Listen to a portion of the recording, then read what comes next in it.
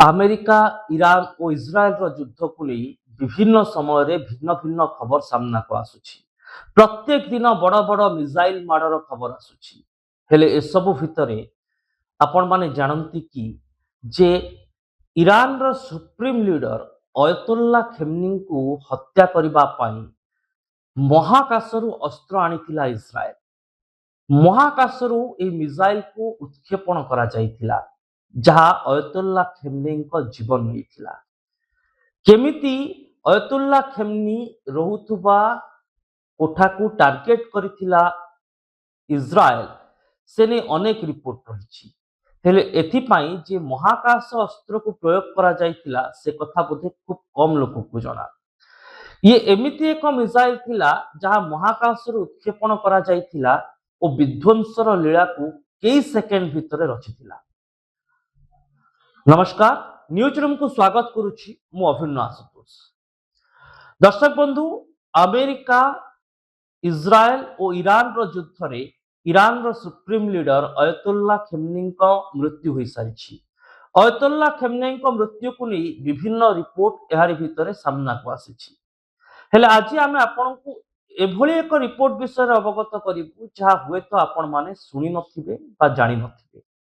कहीं अयतुल्ला खेमनी को मारिबा पाई महाकाशरू उत्क्षेपण करा जायतिला मिसाइल। आमे तो समस्ते जानिछु जे अमेरिका इस्राएल और ईरान भितर युद्ध हेउछि। प्रत्येक देश परस्पर उपरे मिसाइल माड़ करूछंती।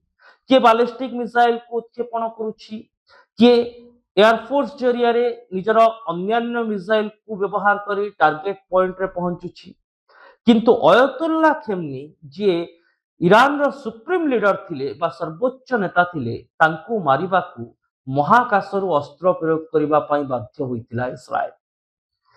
आउ जो क्षेपणास्त्र द्वारा अयतुल्ला खेमनी को मृत्युदंड दिया गला, सही मिसाइल रो ना हेउछि ब्लू स्पारो। तेबे ब्लू स्पारो कोन एवं यह कहीं महाकाश उत्क्षेपण करा जाइथाय से संपर्क में विस्तृत भाव में मुझे रिपोर्ट रे आपन को कहि। ब्लू स्पारो हेउछि इस्राएल व्यवहार करुथुबा मिसाइल गुडिकर स्पारो ग्रुप रो एक मिसाइल। एभली ब्लैक पारो रहिछि, सही मिसाइल मध्य महाकाश उत्क्षेपण करा जाय। आ ओई ब्लू स्पारो मिसाइल जहां अयतुल्ला खेमनी को मारिबा को व्यवहार होइतिला, यार लंब हेउछि पाखापाखि 6.5 मीटर, ओजन हेउछि 1900 किलोग्राम बा 1.9 टन। आउ F-15 भली युद्ध जहाजरू एहाकु उत्क्षेपण करा जाए। F-15 हेउछि इस्राएल व्यवहार करुथुबा वायुसेनार सबुठारु शक्त, सक्षम और स्वयं समृद्ध उड़ाजहाज, जो ब्लू स्पारो मिसाइल को उत्क्षेपण करा जाइतिला। एही ब्लू स्पारो मिसाइल केमिति उत्क्षेपण हुए बुझी रखंतु। ब्लू स्पारो मिसाइल को प्रथमे पृथ्वी पृष्ठरू महाकाश को पठेबाकू पड़िथाय। एक उत्क्षेपण सिस्टम जरिया रे एही मिसाइल रो एक बड़ अंश पृथ्वीर जो भौगोलिक परिसीमा रही एटमोस्फियर रही अतिक्रम करी महाकाश को जाए। महाकाश रे यार वेल हेड अलग हो जाए। यह पर ए मिसाइल टी पुणी द्रुत गति रे पृथ्वी पृष्ठ को भेद करि थाए आउ टार्गेट पॉइंट रे पहुंची थाए। जेहेतु ए मिसाइल टी पृथ्वी पृष्ठरू प्रथमे महाकाश को जाउछि और महाकाश रो पुणी पृथ्वी पृष्ठ को फेरुछि और टार्गेट पॉइंट को भेद करुछि, एणु एही मिसाइल रो गति पथ को जानिबा शत्रु पक्षरे एते सहज नहुई। एहा सहित मिसाइल रो गति बा बेग भी यथेष्ट बढ़ी जाई थाए।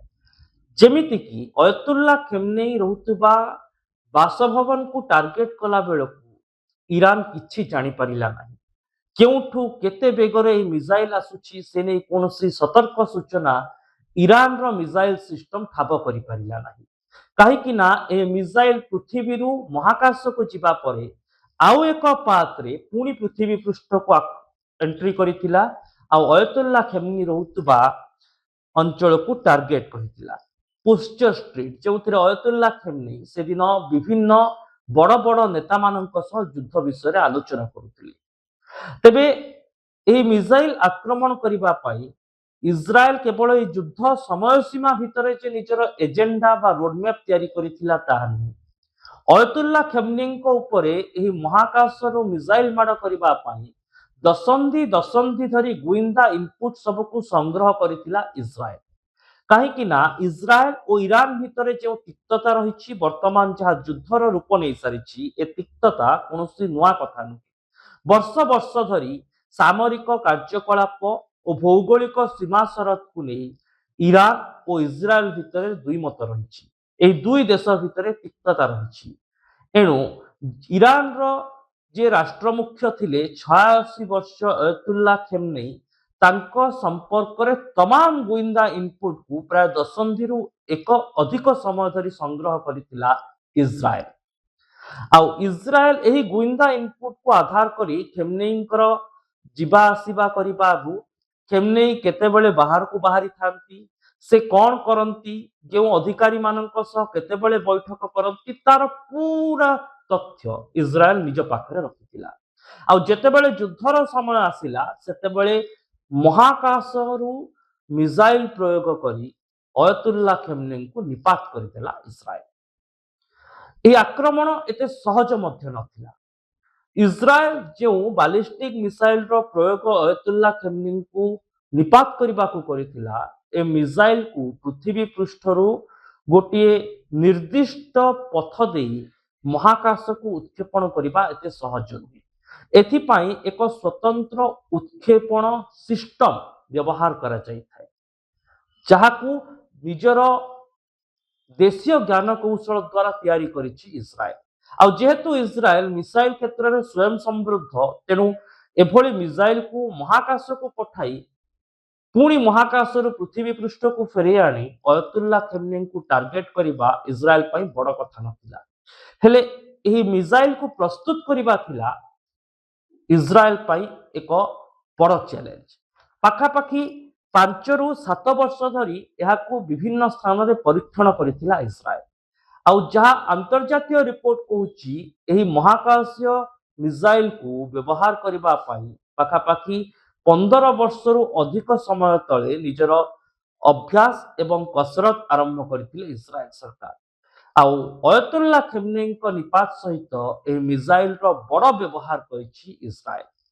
तेबे एठी आउ गोटे कथा मध्य हम कहि रखिबा पई चाहिबी ए मिसाइल रो किछि भग्नावशेष अयतुल्ला खेमनेई मृत्यु परे पश्चिम ईरान रु ठाब करा जाइछि जहाकू हुएत युद्ध पर इस्राएल पुणी थे गवेषणागार को नहीं अधिक तथ्य परखा योजना कर तेरे दर्शक बंधु एभली रोचक रिपोर्ट देखापी आमर सोशल मीडिया साइट यूट्यूब और फेसबुक रे आमको लाइक करंतु, शेयर करंतु और सब्सक्राइब करंतु आम चैनल को और कमेंट बॉक्स रे निजर मतामत निश्चित दियंतु। रहुछि नमस्कार।